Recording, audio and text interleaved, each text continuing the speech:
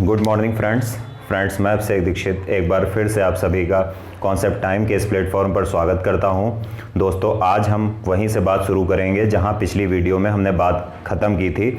और आज जो टॉपिक हम कवर करने वाले हैं ये बहुत ही इंपॉर्टेंट टॉपिक है, ना केवल एग्ज़ाम की दृष्टि से बल्कि अर्थशास्त्र या अर्थव्यवस्था में अपनी समझ बनाने के लिए भी। और जो टॉपिक आज हम कवर करने वाले हैं इसे हम कहते हैं फैक्टर्स ऑफ प्रोडक्शन। हिंदी में इसे हम कहते हैं उत्पादन के कारक या उत्पादन के साधन या उत्पादन के संसाधन। तो चलिए बिना समय गंवाए हम अपनी बात को शुरू करते हैं। तो हम बात करेंगे आज फैक्टर्स ऑफ प्रोडक्शन की या उत्पादन के कारक की। तो अगर हम इसे समझना चाहें फैक्टर्स ऑफ प्रोडक्शन क्या होता है, तो वस्तुओं और सेवाओं के उत्पादन के लिए गुड्स एंड सर्विसेज के प्रोडक्शन के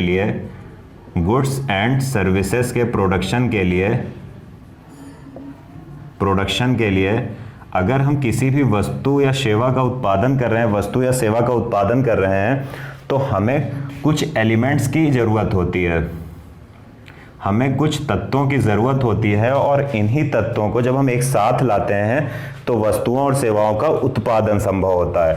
जैसे मैं कह रहा हूँ कि अगर किसी भी व्यक्ति को किसी भी वस्तु या सेवा का उत्पादन करना है तो कैसे उत्पादन होगा? उत्पादन वो अकेले तो कर नहीं सकता, उसे बहुत सारे एलिमेंट्स को एक साथ लाना पड़ेगा ताकि उत्पादन संभव हो सके। जैसे अगर हम बात करें अब फैक्टर्स ऑफ प्रोडक्शन की, तो ये 4 फैक्टर्स इंपॉर्टेंट होते हैं। किस लिए ये 4 फैक्टर्स इंपॉर्टेंट होते हैं?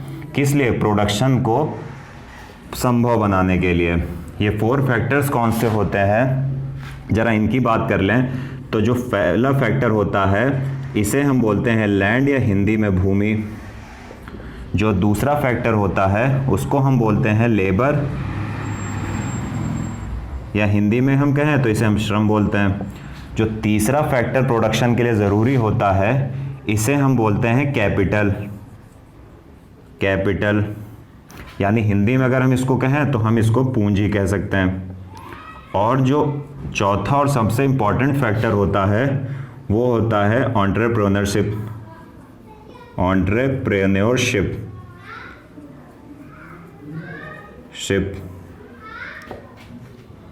हिंदी में इसको बोलते हैं उद्यमशीलता।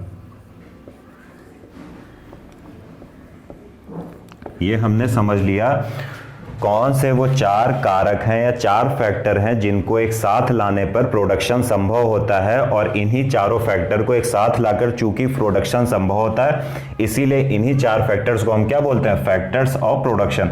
अब आप जो मैंने डिफाइन किया था उसको समझिए तो ज़्यादा बेहतर समझ में आएगा। मैंने कहा था कि वस्तुएं या सेवाओं का उत्पादन करने के लिए कुछ एलिमेंट्स ऐसे होते हैं जिन्हें एक साथ लाना ज़रूरी है, और इन्हीं एलिमेंट्स को हम क्या बोलते हैं? Factors of production. तो वो 4 एलिमेंट्स या 4 फैक्टर कौन से हैं? Land, labour, capital, entrepreneurship. अब एक एक करके हम इन चारों के बारे में थोड़ा सा समझने का प्रयास करते हैं।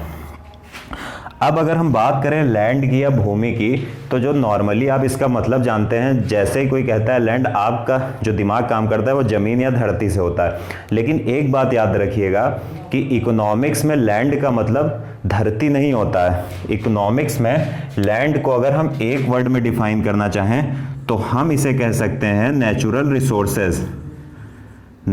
Resources which are used in production. Natural resources which are used in production is called land। अब नेचुरल रिसोर्सेज हो गया, जितने भी प्राकृतिक संसाधन किसमें यूज होते हैं? प्रोडक्शन में, उत्पादन में यूज होते हैं, उन्हें हम क्या बोलते हैं? उन्हें हम बोलते हैं लैंड। अब बात आती है लेबर की कि आखिर ये लेबर क्या होता है। तो लेबर का जैसा आप मतलब लेबर का समझते हैं वही लेबर का सेम मतलब होगा। लेबर का मतलब होता है ह्यूमन वर्कर्स। लेबर का मतलब क्या होगा? ह्यूमन वर्कर्स, यानी ह्यूमन वर्कर्स। लेबर क्या होता है प्रोडक्शन में? जो भी मानवीय संसाधन उत्पादन में भाग लेता है उसे हम क्या बोलते हैं? लेबर बोलते हैं। जो भी ह्यूमन वर्कर्स काम करते हैं प्रोडक्शन में उसको हम क्या बोलेंगे? लेबर बोलेंगे। अब तीसरी बात आती है कि कैपिटल या पूंजी क्या होती है। नॉर्मली आप जैसे कैपिटल या पूंजी की बात होती है तो आप उसका मतलब मुद्रा से, मनी से लगाते हैं। लेकिन इकोनॉमिक्स में ये मैं कहना चाहूँगा कि जो मुद्रा या मनी है वो कैपिटल का एक भाग है, वो है कैपिटल, लेकिन वो सिर्फ एक पार्ट है। कैपिटल में असल में हम बात करें कैपिटल की, जो इकोनॉमिक्स में कैपिटल टर्म यूज होता है, ये मेनली यूज होता है मैन्युफैक्चर्ड आइटम्स, मैन्युफैक्चर्ड आइटम्स जो किसमें हो, manufactured items which are helpful in production, यानी वो सभी विनिर्मित उत्पाद जो किसमें हो, जो उत्पादन में सहायक हो या उत्पादन में हेल्पफुल हो, उन्हें हम क्या बोलेंगे, कैपिटल। जैसे एक एग्जांपल अगर मैं इसका देना चाहूँ, इसके एग्जांपल की मैं बात करूँ, तो अगर मैं कहता हूँ एग्जांपल में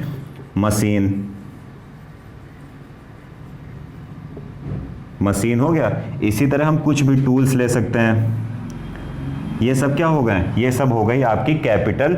वो सभी मैन्युफैक्चर्ड या विनिर्मित उत्पाद जिनका प्रयोग हम प्रोडक्शन में करते हैं उसे हम क्या बोलते हैं, उसे हम कैपिटल बोलते हैं। ठीक है। अब चौथी बात अगर हम करें एंटरप्रेन्योरशिप या उद्यमशीलता की, तो ये क्या होता है, अब सीधी सी बात है, अगर प्रोडक्शन करना है तो कोई एक ऐसा व्यक्ति होगा जो इन चारों फैक्टर्स को, इन सभी फैक्टर्स को क्या करेगा, संगठित करेगा, एक साथ लाएगा और इस पूरे प्रोडक्शन का रिस्क लेगा। और उसी रिस्क लेने वाले या फैक्टर्स ऑफ प्रोडक्शन को एक साथ लाने वाले व्यक्ति को क्या बोलते हैं, उद्यम बोलते हैं, उद्यमी बोलते हैं या एंटरप्रेन्योर बोलते हैं। तो अब अगर इसकी हम बात करें, इसको अगर हम लिखना चाहें तो हम लिख सकते हैं organise factors of production and take risk, यानी वो व्यक्ति जो उत्पादन के सभी कारकों को एक साथ लाता है और इस प्रोडक्शन का रिस्क झेलता है कि अगर नुकसान हो तो इसका कौन सारा रिस्क झेलेगा, ये व्यक्ति, तो उसे हम क्या बोलेंगे, उसे हम बोलेंगे उद्यमी। तो ये हमने समझ लिया कि इन चारों फैक्टर्स का मतलब क्या होता है। अब सीधी सी बात है, जब ये चारों फैक्टर्स किसी प्रोडक्शन में शामिल हैं तो प्रोडक्शन लोग क्यों करते हैं, या प्रोडक्शन किस लिए करते हैं, कुछ लोग प्रोडक्शन में, जैसे ये भाग ले रहा है, लेबर भाग ले रहा है, लेबर क्यों भाग ले रहा है कि प्रोडक्शन से उसको कुछ इनकम मिलेगी, कुछ भी उसको फायदा होगा। अब देखते हैं कि प्रोडक्शन का जो रिजल्ट होता है, प्रोडक्शन के फलस्वरूप इन चारों को कुछ ना कुछ प्राप्त होता है, और वो हम देखते हैं। जो भी नेचुरल रिसोर्सेज यूज हो रहे हैं, इसके लिए नेचुरल रिसोर्स को क्या मिलेगा, रेंट मिलेगा, या हिंदी में लिख सकते हैं लगान मिलेगा। ठीक, क्या मिलेगा, लगान मिलेगा। अगर हम ह्यूमन वर्कर्स की बात करते हैं, ह्यूमन वर्कर्स की अगर हम बात करें तो इनको क्या मिलेगा, वेजेस या मजदूरी हिंदी में कह लीजिए।